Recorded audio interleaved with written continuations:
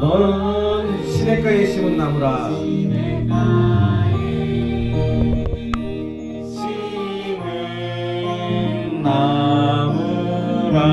하나님의 사랑 안에, 하나님의 사랑 믿음 뿌리 내리고, 뿌리 내리고, 주의 뜻대로, 주의 뜻대로, 뜻대로 주의 뜻 항상 살리라. 항상 살리라. 주의 시절을 쫓아, 주의 시절을 쫓아. 구원 열매 맺으면, 구원 열매 맺으면, 주의 영화로운 빛, 주의 영화로운 빛 너를 보호하리니, 보호하리니. 주의 뜻대로, 주의 뜻대로, 뜻대로, 주의 뜻대로 항상 살리라. 사랑합니다. 자, 우리 교회에서 작은 선물을 준비했는데 준이 주애가 좀 하나씩 좀 주세요. 이 시간 우리 전서율 어린이 기도해 주시겠습니다.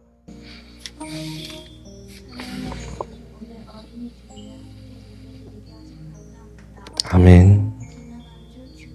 시간이 부족했던 점 용서해 주세요. 핸드폰과 게임, 유튜브, 웹툰과 같은 저희의 마음을 빼앗는 많은 것들이 있습니다. 아직은 어렵지만 저희가 잘 조절하고 절제하며 살게 도와주세요. 아멘. 그리고 하나님을 생각하는 마음이 점점 더 커지는 주님의 자녀로 성장하게 해주세요. 아멘.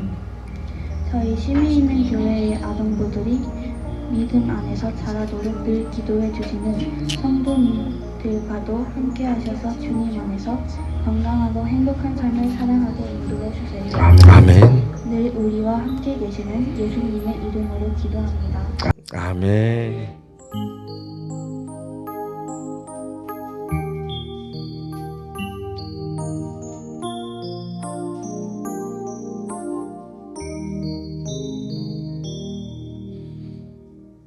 자, 오늘 성경 말씀은 마가복음에서 보겠습니다. 마가복음 10장 13절에서 16절까지의 말씀인데, 이 말씀은 우리 이성한 어린이가 봉독해 주시겠습니다.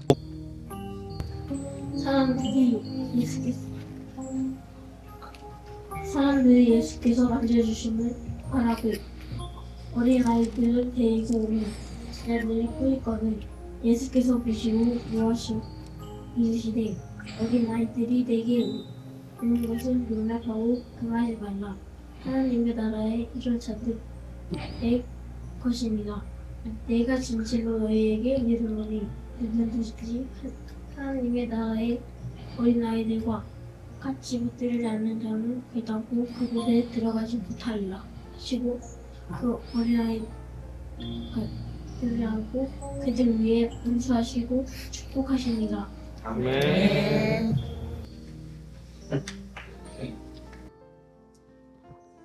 아유, 되게 감회가 새롭습니다. 우리 제가 왔을 때 성한이는 없었죠? 예, 없었고, 없었습니다. 예, 없었고, 뭐 그렇게 따지면 은비도 은비는 있었구나. 은비는 있었고, 우리 태율이도 없었고.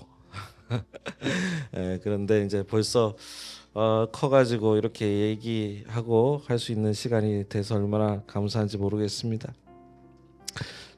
고생했다 얘들아. 힘들면 들어가 있어도 돼. 좀 이따가 나오라 그러면 나와도 돼. 괜찮아, 들어가도 돼. 연아도 가도 돼.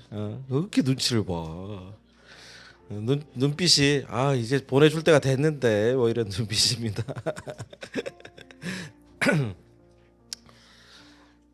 자, 오늘 우리는 어린이 주일을 맞이했습니다. 이제 대개 교회는요, 이제 우리 아이들을 뭐라고 부르냐면 우리들의 미래다, 혹은 어떤 쪽에서 좀 잠재적인 교인 뭐 이렇게 봅니다. 그죠? 보통 그렇게 얘기를 하니까. 그런데 오늘 본문에서 예수님께서 아이들을 대하는 태도는 좀 달라요. 그러니까 그냥 우리들의 미래다, 교회의 미래다 이 정도로 그냥 치부할 문제가 아니었던 것이죠. 당시 고대 근동 사회에서는 어린이들이 독립된 인격체가 아닌 그냥 우리 한 가족의 부속물 정도로 여겼습니다. 우리도 어린이한테 신경 쓰기 시작한 때가 얼마 되지 않았어요. 방정환 선생님이 뭐 어린이날 만들고 그 전까지만 해도 그냥 어린이는 그냥 그 약한 개체였을 뿐입니다. 지금 상상이 안 가잖아요. 그죠? 우리 애들이 얼마나 귀합니까? 근데 그 당시만 해도 아이들이 많이 태어났고 많이 낳았어요. 왜냐하면 잘 죽었어요. 아이들이 약해서. 그렇기 때문에 어느 정도 성장해서 자기 역할을 할 때 하나의 그 가치를 한다고 생각했지 이 아이들에게 그렇게 큰 가치를 부여하지 않았던 게 사실입니다. 그런데 고대 근동 사회는 더했어요. 일단 그 사람으로 치지 않는 대표적인 사람이 있죠. 누굽니까? 여자. 여자. 요즘에는 이제 반대로 됐죠. 남자를 사람으로 잘 치지 않는다라고 합니다. 자, 그리고 노인들도 사람으로 치지 않았고 어린이들도 사람으로 치지 않았어요. 왜? 그만큼의 자기 역할을 못 한다고 봤기 때문입니다. 한 사람으로서. 그래서 성경 시대에는 어린이가 주인공과는 가장 거리가 먼 존재였습니다. 근데 헬라어 본문에 이 어린이를 뜻하는 단어 중에 하나인 여러분도 지나가다가 한 번씩 들어보셨을 건데 파이디온이라는 말이 있어요. 파이디온. 이 파이디온은 사회적 지위가 없는 무능력자나 그 종과 다름없는 상태를 뜻하기도 했었습니다. 자, 오늘 본문에 예수님이 13절에 보니까요. 사람들이 그래도 요중에도 엄마 아빠가 있으니까 예수님이 만져주심을 바라고 어린아이들을 데리고 왔어요. 부모들이. 왜 데리고 왔냐? 이 무능하고 뭐 이렇게 했는지 모르겠지만 자기에게 속한 부속물이라고 생각을 했고 어쨌든 자녀이기 때문에 데리고 왔죠.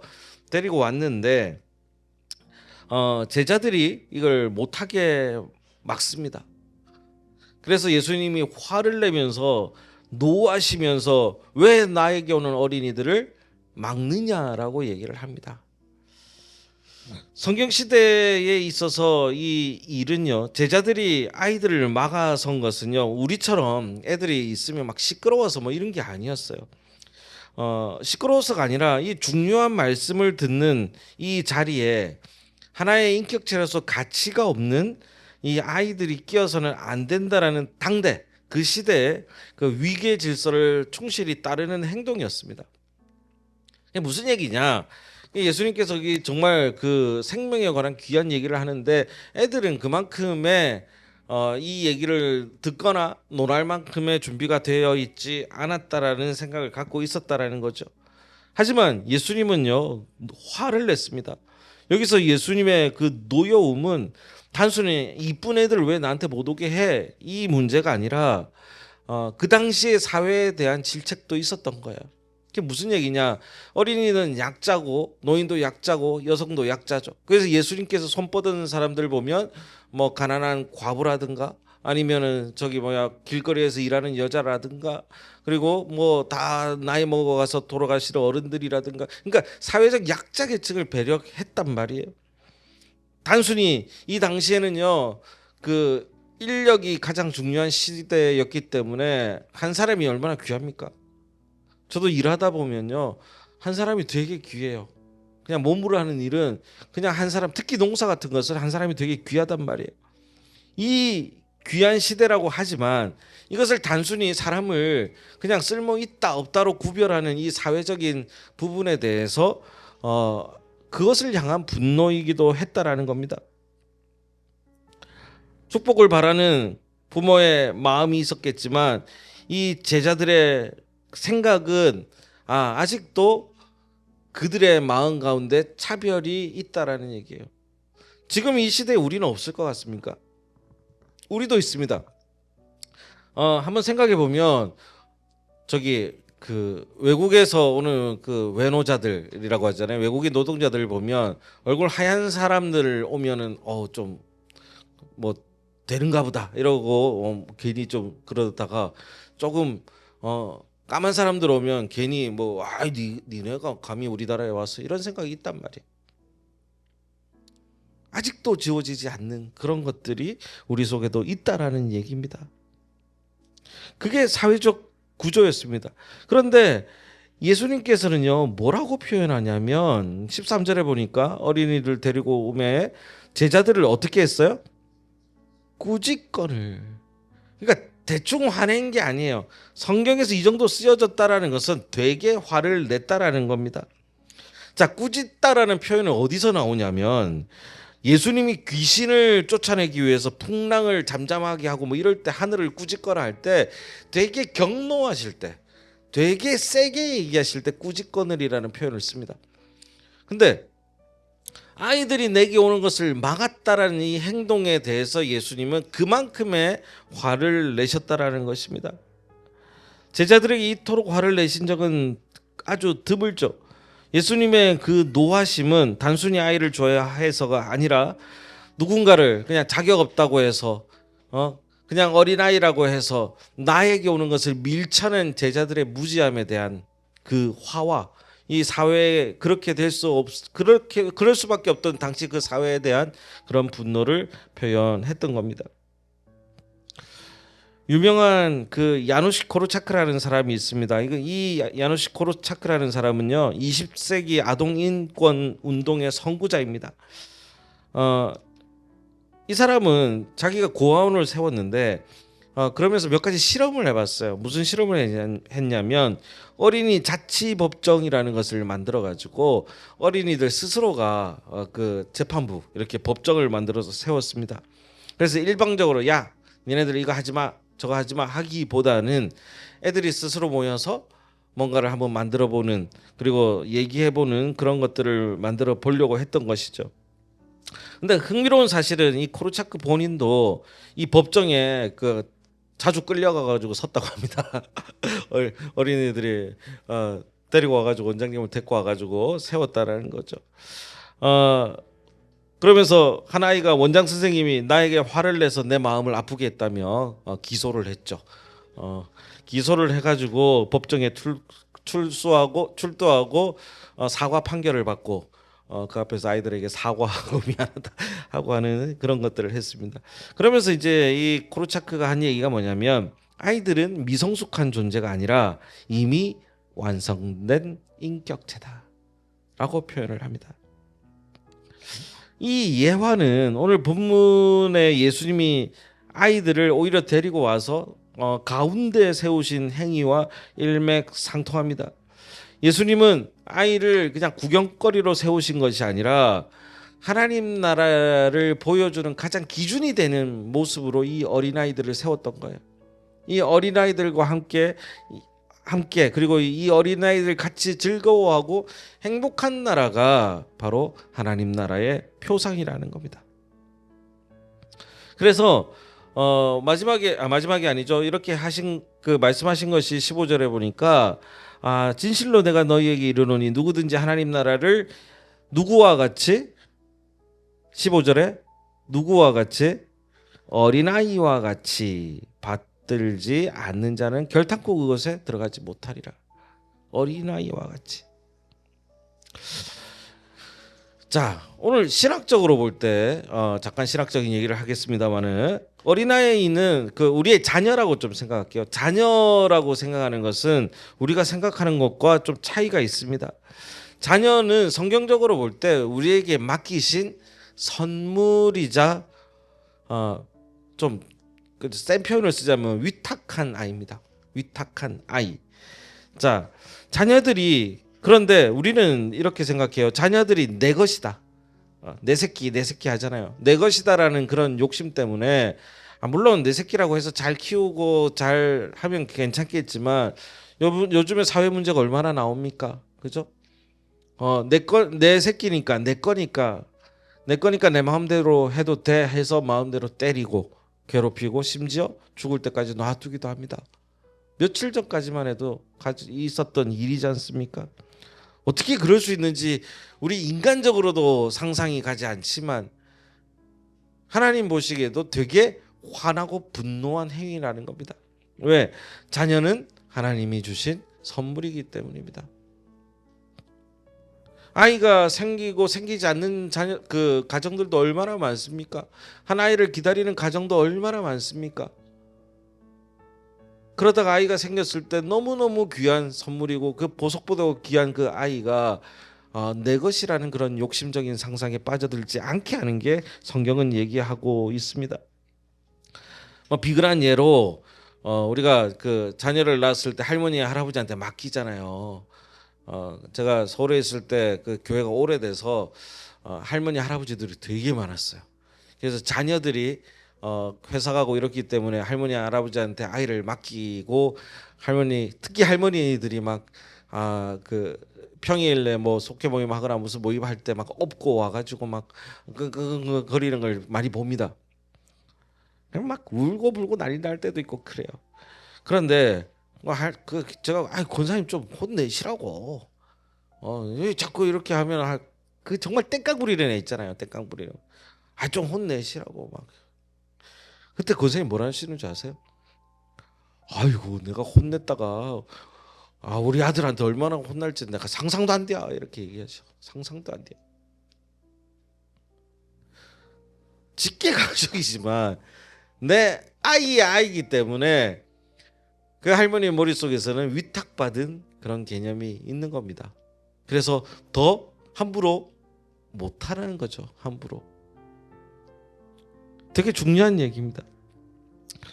그래서 우리도 마찬가지예요. 하나님이 그냥 어린아이를 소중히 여길 수밖에 없는 이유가 신학적으로 볼 때는 하나님이 우리에게 주신 선물이자 잠시 맡겨놓은 아이이기 때문에 이 아이가 성장하고 자라고 커갈 때까지 우리는 뭘 해야 되냐면 정말 소중하고 아름답고 잘 클 수 있도록 노력해야 되는 거예요.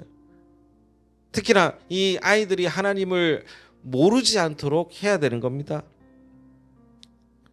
얼마나 이것이 축복받은 행인지를 우리가 알게 해야 되는 것이죠.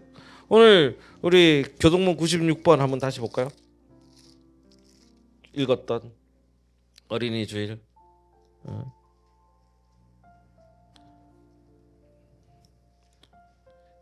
자, 밑에서 몇 줄 보면 또 누구든지 내 이름으로 이런 어린아이 하나를 영접하면 곧 나를 영접하리니 아비들아 너희 자녀를 뭐하게 하지 말고 노엽게 하지, 괜히 화내지 말고 대신에 중요한 게 뭐예요?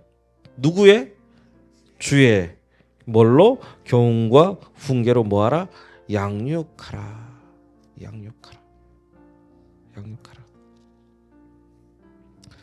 어릴 때부터 함께 우리가 아이들이 좀 지겨워할 수도 있고 좋아할 수도 있고 뭐 여러 가지겠지만 어쨌든 우리가 함께 예배드리고 하나님을 찾고 교회 나가는 것 자체는요 이 아이들에게 있어서의 그런 좋은 교육입니다. 요즘 현대 사회에서 되게 힘들다라고 얘기하는 것이 애들이 청년들이 커서 너무 속상하고 괴롭고 힘들 때가 있잖아요. 근데 걔들이 갈 데가 없다라는 거예요. 갈 데라는 게 뭐냐? 내 마음을 혼자 내려놓고 얘기할 데가 없다라는 거예요. 그런데 교회 다녔던 아이들은 교회라도 가서 기도할 장소라도 있던 거예요. 마음 편했고 어릴 때만 다니고 나중에 안 갔다고 해도 그곳에 가서 앉아서 하나님을 찾을 수 있는 마음이 생긴다라는 겁니다. 되게 중요한 거예요. 근데 그 모습은 누구에게 영향받냐면 어린이 주일이라는 것은 결국 어른에게 향한 이야기라는 겁니다. 우리가 그 모습을 부모의 모습을 잘 알아야 되는 거죠. 그래서 항상 부모의 모습이 거울이 된다라는 것을 우리는 잊지 않아야 돼요. 근데 그 부모가 내 자녀에게만 연관된 게 아니라 우리 교회 내에서도 이 아이들에게 본이 되는 것은 여러분의 어른들의 모습이라는 겁니다. 제가 어렸을 때 뭐 두 가지 가장 크게 기억 남는 사건 중에 하나가 옛날 부흥사님이 우리 교회 오셨어요. 옛날 부흥사 왁 하면서 막 신나게 합니다. 신나게 하면서 저거 그 보면 그 억지로 딸려갔죠. 근데 막 저 마음대로 너무 재밌어가지고 감동을 받았어요. 그래서 옛날에는 막 좀 헌금도 뭐 폭력적으로 하고 그랬잖아요. 어떻게 보면 제가 볼 때는. 그래서 막 이제 손들래. 10만 원 손 드세요. 막 헌금할 사람 막 건축해야 되니까 20만 원 손 드세요. 100만 원 손 드세요 했는데 내가 들었네. 몇 살 때였는지 기억이 안 납니다. 중학교 1, 2학년 때인 것 같아요. 제가 들었어요. 들고 나니까 큰일 난 거예요. 100만 원이면 지금 얼마 정도 될까요? 한 30년 전이니까. 한 5년 전인가요? 어릴 때 죄송합니다. 한 100만 원이면 지금 한 3, 400만 원도 넘을 돈인 것 같아요. 자, 들었어요. 들고 난 다음에 내려서 에이 안 해도 되겠지. 그 누가 제가 들었다고 하라고 하겠습니까? 근데 이제 그 얘기를 어머니 아버지한테 했더니 직살나게 혼나고 넌 책임져 못 질 그걸 왜 하냐고 혼나고 제가 알기로는 어머니한테 파리채로 좀 맞았던 것 같기도 하고 기억 안 나시죠? 아무 때나 손 들지 말라고. 그러니까 결국은 부모가 나중에 그것을 다 갚았죠. 그래서 깜짝 갚으셨던 그 기억이 납니다. 근데 이제 그 기억이 저에게 남아 있어요. 어린이는 그 어른의 그 모습을 찾아서 배운다라는 겁니다. 그래서 이게 이만큼 중요한 얘기구나라는 것을 깨닫게 되는 거죠. 자, 그러기 위해서는요. 우리가 여러 가지 말씀을 듣고 행하지만 그 아이들한테 부모는 본이 되고 우선순위를 결정할 때 제가 제일 많이 하는 우선순위죠. 우선순위를 결정할 때 무엇을 먼저 결정하는가를 아이들은 본다라는 거예요. 뭐 그냥 쉬운 예로 오늘 교회 가야 되는데 그냥 쉴까? 야, 얘들아 가지 말자. 라고 하는 그 별거 아닌 얘기가 아이들에게는 하나님께 예배드리고 교회 가는 행위는 그냥 뒤로 미뤄도 되는 거구나 라는 것을 각인시킨다는 거예요. 우리가 어떻게 행동할 수 있는 것을 봐야 됩니다. 그런데 오늘 본문이 주는 핵심 그 메시지의 그 중에 하나가 뭐냐면 바로 내게 오는 것, 아이들이 하나님께 오고 싶어하는 것을 우리가 막고 있는 것은 아닌지를 돌아봐야 된다라는 거예요. 오히려 애들은 가고 싶어하는데 부모가 막고 있는 것은 아닌지 돌아봐야 됩니다. 아이들은 그러면 왜 교회를 왔느냐? 오늘 첫 번째를 보면 예수님은 아이들을 안아주셨습니다. 안아주셨어요. 와서 예수님이 만져준다는 얘기는 안아준다는 얘기고 예수님은 아이들과 함께 하셨던 얘기입니다. 이는 그 물리적인 포옹, 그냥 안는 것을 넘어서 아까 얘기했던 그 약자라고 치부되었던 이 아이에게 이 아이들을 보호하는 하나의 예수님은 울타리가 되었다는 것이죠. 울타리가. 교회도 마찬가지로 그 역할을 해야 되는 거예요. 교회는 아이들을 보호하는 울타리가 되어야 되는데 그 안전지대를 만들자는 게 아니라 심리적인 울타리가 되어줘야 된다라는 겁니다. 교회 와서 괴롭게 하는 것이 아니라 내가 가서 일주일에 한 번이라도 편안하고 안전하게 있을 수 있는 곳이 있다라는 것을 심어주는 것이 중요합니다. 교회는 그렇기에 아이들이 잘 와서 있으려면 뭘 할 줄 알아야 되냐면 오늘 제목처럼 뭐 해야 된다? 환대할 수 있어야 돼요. 환대. 환대의 뜻이 뭡니까? 뭐라고요? 뭐라고 하는데 안 들리네. 그냥 쉽게 생각합시다. 환하게 대하는 거. 쉽죠? 환하게 대하는 거. 와! 왔니? 와! 그 제일 잘하시는 분이 누구예요? 우리 교회에서 유영자 권사님. 와! 왔니? 하면 기분이 좋아 제가. 그런 공간이 되어야 됩니다. 근데 물론 우리 서로도 그래야 되지만 아이들에게 이 환대 공간이 될 때 아이들은 보호받는 마음을 가지게 되는 거죠. 왜냐하면 지금도 우리 아이들은요 과도한 경쟁과 이런 그 괴로움 속에서 살아가고 있어요. 우리가 몰라서 그렇지. 결국 경쟁해야 되는 겁니다. 그래서 교회는 이런 안전한 공간이 되어야 되기도 하고, 두 번째는 우리가 어린아이들을 보호한다는 생각에서 한 걸음 더 나아가서 이 아이들에게 뭔가를 배울 줄을 알아야 되는 겁니다. 예수님은 이 어린아이와 같이 하나님 나라를 받들지 않으면 결탄코 천국에 들어갈 수 없다라고 말씀하셨습니다. 근데 어린이는 전적으로 좀 의존적인 존재잖아요. 계속 막 기대고, 우리 몸이 은비 보면 알잖아요. 엄마 없으면 울고 막 이 정도로 의존적인 존재입니다. 근데 왜 그러냐면 그들은 이미 자신의 힘으로 스스로 생존할 수 없다라는 것을 알고 있어요. 애들은. 그래서 애들이 선택한 것은 뭐냐면 뭡니까? 자기에게 안전한 사람한테 들러붙기예요. 마음을 열잖아요. 딱 봐서 나를 좀 이뻐해주고 좋아하는 사람, 저 사람 안전한 것 같다 그러면 가서 까르르 웃어주고 마음을 뺏어옵니다. 참 요망해요. 그죠? 마음을 홀라당 뺏겨, 또 어른들은 막 뺏겨요. 그러면서 이 아이들은 살아가고 있는 것이죠. 반면에 어른들은 내가 독립적이다, 자율적이다라는 이름 안에 다른 사람과의 연결을 끊고 오히려 내 마음의 성벽을 쌓아가는 그런 과정을 즐기기도 합니다. 담장을 쌓고 나이를 먹을수록 담장을 쌓는 거예요. 그리고 내 주변에 다른 사람들을 못 들어오게 하는 존재가 어른이 되어가는 존재라는 것이죠. 그러면서 마음을 닫아갑니다.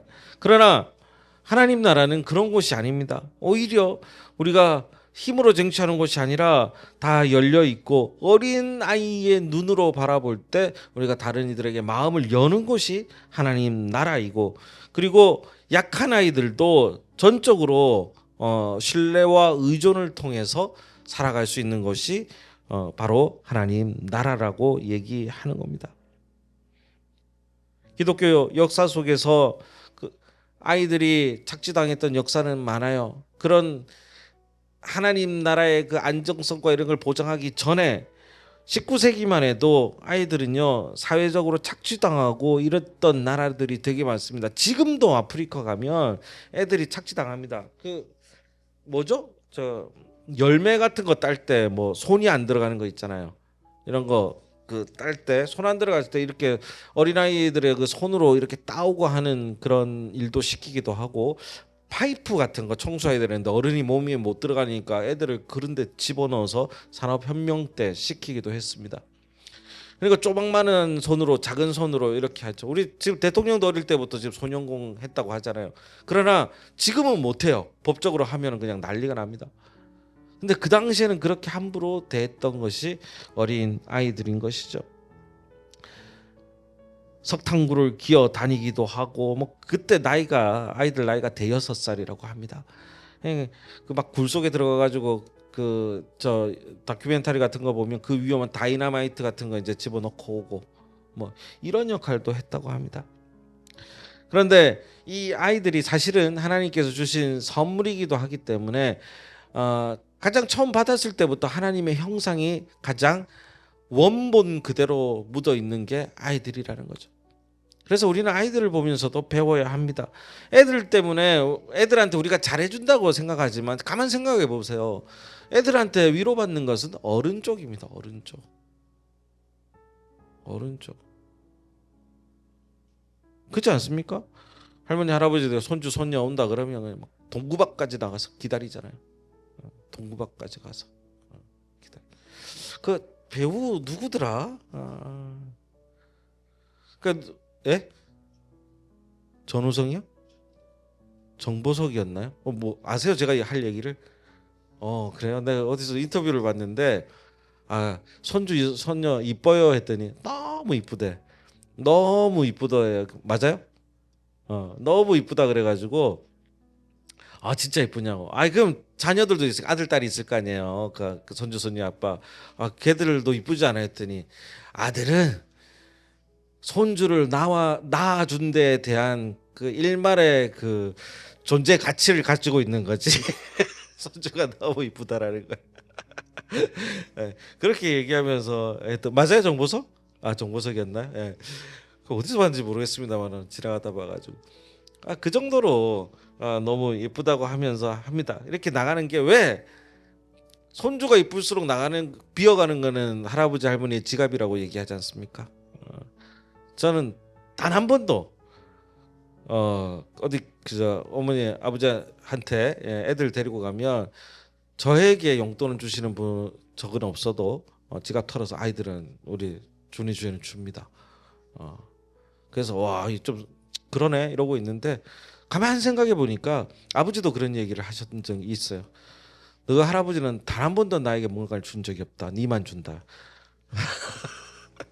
한 적이 그 기억이 납니다. 그러니까 이 내리사랑이라고 얘기하지만 결국은 이 아이들이 그 가장 원본에 있는 데 대해서 가장 원본이라고 했잖아요. 하나님 형상의 그 원본을 우리가 나이가 들어가면 들어갈수록 어른이 되고 이제 할아버지가 되고 하나님 나라에 갈 때가 가까울수록 더 빨리 알아보는 작업이라고도 하더라고요. 그때 이 산업혁명 시기에 과거에 이제 하나만 말씀드리면 신앙의 양심을 가진 자들이 아이들은 하나님의 자녀이지 이런 그 산업의 도구가 아니다라는 말을 하면서 19세기에 들어와서 아동노동 금지법을 만들기 시작하고 거기에서 무엇이 만들어졌냐면 주일학교가 만들어지기 시작합니다. 주일학교, 선데이 스쿨이라고 하잖아요. 그래서 이게 그 단순히 성경을 공부시키기 위한 것이 아니라 평일에 그 공장에서 일하느라 학교 가지 못하는 가난한 아이들과 이런 혹사당하는 아이들에게 읽고 쓰고 이런 법을 가르치고 그들의 권리를 찾아주기 위한 그런 행동이었다라는 거죠. 주일학교의 시초는 거기서 시작됩니다. 그래서 그만큼의 역사적 가치를 가지고 있는 게 주일학교예요. 우리 주일학교가 지금 뭐 활발하지 않고 사모님 뭐 저랑 하지만 원래 주일학교가 되게 지금 현재에 있어서 주일학교를 하는 교회도 많이 없어요.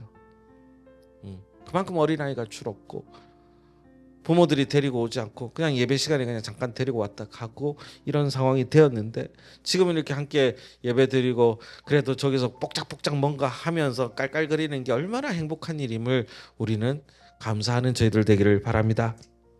말씀을 정리하겠습니다. 사랑하는 우리 성도 여러분, 어린이 주일은 단순히 그냥 과자 우리도 준비했지만 나눠주는 날이 아니라 가장 아이처럼 약하고 연약한 존재를 통해서 그들이 우리와 함께 안전한지를 확인해주고 함께 신앙생활을 하는지를 확인해주는 그런 시간이기도 합니다.